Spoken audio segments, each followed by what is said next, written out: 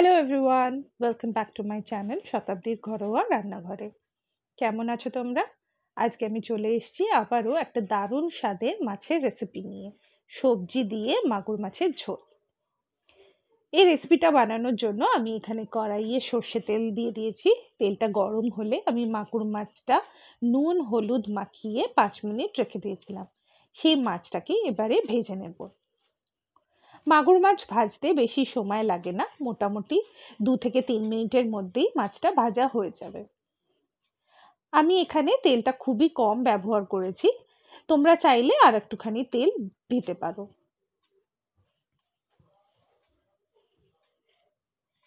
মোটামুটি মাছটা ভাজা হয়ে এসছে। মাছটা ভাজা হয়ে গেলে এবারে এটাকে উঠিয়ে অন্য একটা পাত্রে রেখে দেব। এই কড়াতেই আমি পুরো ঝোলটা বানিয়ে নেব।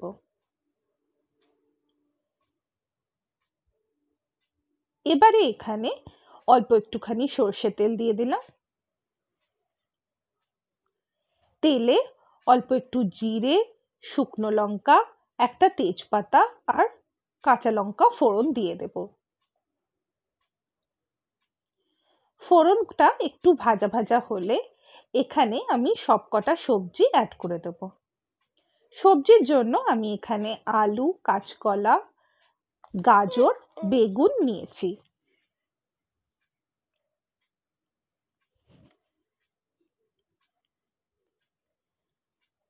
সবকটা সবজি আমি ভালোভাবে ভেজে নেব। এখানে আমি একটা আলু, একটা গাজর, একটা কাঁচকলা, হাফ বেগুন পরিমাণ হিসেবে নিয়েছি।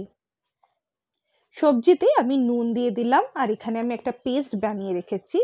1.5 চামচ জিরে গুঁড়ো, হাফ চামচ হলুদ আর অল্প একটু জল দিয়ে পেস্টটা বানিয়ে মোটামুটি 10 মিনিট রেখে দিয়েছিলাম।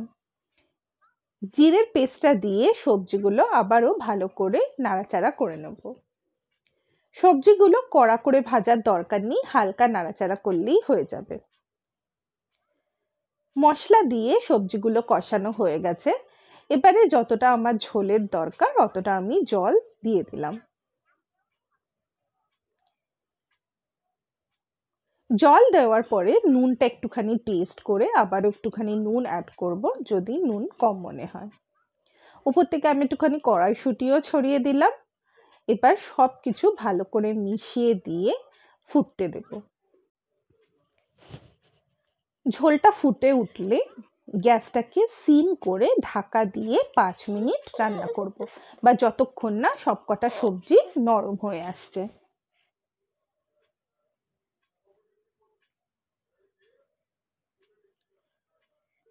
5-6 মিনিট হয়ে গেছে। এবারে দেখে নেব সবজিগুলো ভালো করে সেদ্ধ হয়েছে কিনা।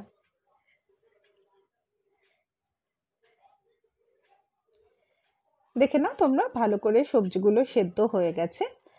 এবারে আমি যে মাছটা ভেজে রেখেছিলাম মাছটা অ্যাড করে দেবো। মাছের সঙ্গে আমি অল্প একটুখানি ধনেপাতা কুচিও ওপর থেকে ছড়িয়ে দেবো। আবারও সবকিছু ভালো করে মিশিয়ে ঢাকা দিয়ে 5 মিনিট ফুটতে দেবো। এই রেসিপিটা তোমরা চাইলে মাগুর মাছের সঙ্গেও রান্না করতে পারো, বা রুই বা কাতলার সঙ্গেও খুবই ভালো লাগবে।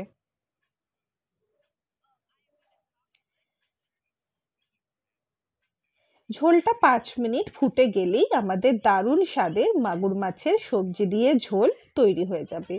এরকম ঝোল গরম ভাতে এক টুকরো গন্ধরাজ লেবু দিয়ে খেতে কিন্তু দারুণ লাগবে। তোমরা যদি এখনো ওরকম রেসিপি ট্রাই না করে থাকো নিশ্চয়ই করো, আর আমাকে জানিও যে তোমাদেরও ভালো লাগলো কিনা। তাহলে বন্ধুরা আজকের রেসিপি এই অবধি।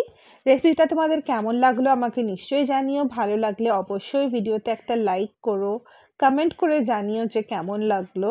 আর এখনো যদি আমার চ্যানেলটা সাবস্ক্রাইব না করে থাকো সাবস্ক্রাইবও করে দিও। তাহলে আজকে আসি, আবার দেখা হবে নেক্সট ভিডিওতে। টাটা।